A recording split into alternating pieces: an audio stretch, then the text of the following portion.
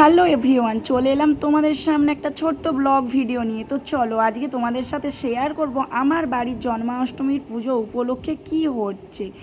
এই যে দেখো, গোপুসোনাকে তো সকাল সকাল চান করিয়ে দিয়েছিলাম, দুটো গোপালকে। তো আর তোমাদের দাদাভাই সাজাতে বসে গেছে। তো ওদেরকে শ্যাম্পু ট্যাম্পু করিয়ে চান করানোর ফলে ওদের গায়ের রং ফংগুলো চটে গেছে, মেকআপগুলো নষ্ট হয়ে গেছে। তাই তোমাদের দাদাভাই আমার সোনা দুটোকে না আইলানা, মাস্কারা, লিপস্টিক সব করিয়ে দিল। তো কি বলবো, চলো ফাইনালি কিন্তু আমাদের গোপালের কিন্তু সাজগুজটা কমপ্লিট হচ্ছে, শেষের পথেই একদম। দেখো এর চোখ দুটো কি ফুটিয়ে দিয়েছে এখনও, বাট যাই হোক কাজল ফাজল পরানো হয়নি। শেষমেশ কেমন হয় কি বৃত্তান্ত তোমাদের সাথে শেয়ার করব। স্কিপ না করে তোমরা ভিডিওটা কিন্তু প্রথম থেকে শেষ পর্যন্ত দেখতে থাকো।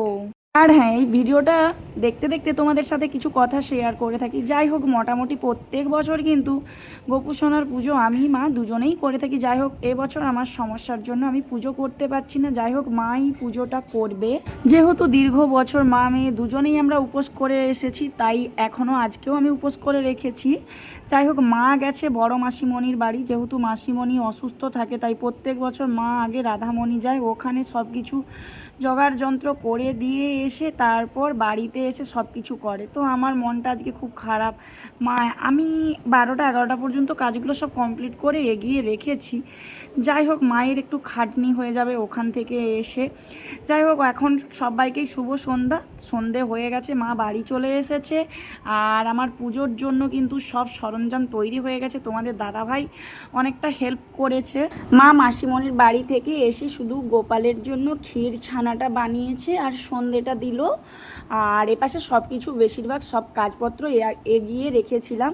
আর তোমাদের দাদাভাই সব কিছু কেনাকাটা করে, আর এমনিতেই সকালবেলা তো দেখেছো আমি আর তোমাদের দাদাভাই সাজগুজ গোপালের সাজগুজগুলো এগিয়ে রেখেছিলাম। তো বাট তবু আজকে যেন আমার মনের মতো হলো না। অনেক ইচ্ছে ছিল, দেখো এই দিনটার জন্য পুরো আমি একটা বছর অপেক্ষা করে থাকি গোপালকে সাজাবো কিভাবে, ওর নতুন ড্রেস, ওর মাথার মুকুট নিয়ে, ওর পেছনের ব্যাকগ্রাউন্ড সাজানো নিয়ে আমার অনেক কিছু পরিকল্পনা থাকে। যাই হোক এবছর সেটা আর হলো না আমার সমস্যার কারণে। আর তোমাদের দাদা ভাইয়ের 2 জায়গায় ভাড়া চলছে, ও সেভাবেও সময় দিতে পারলো না, যতটা পেরেছে দিয়েছে। যাই হোক আমার মা এবছর পুজোটা কমপ্লিট হয়ে গেছে, শেষের পথেই একদম। প্রত্যেক বছর মা মেয়ে দুজনেই পুজো করে থাকি, এবছর মাই একাই পুজো করলো। আর তোমাদের দাদাভাই ক্যামেরা করে দিয়েছিল। আর বড়োবাবুও গিয়েছিল মাসি বাড়ি, বড়োবাবু কিন্তু আসেনি। চিকু এসেছে, চিকু নিচে টিভি দেখছে। চলো আমাদের পুজো একদম শেষের পথে। আর আমাদের ভিডিও ভালো লাগলে কিন্তু অবশ্যই লাইক কমেন্ট শেয়ার করতে ভুলো না। যারা আমার চ্যানেল নতুন প্লিজ চ্যানেলটিকে সাবস্ক্রাইব করে পাশে থাকা বেল আইকনটি বাজিয়ে দাও, আর ফেসবুকে ফলো করে দাও।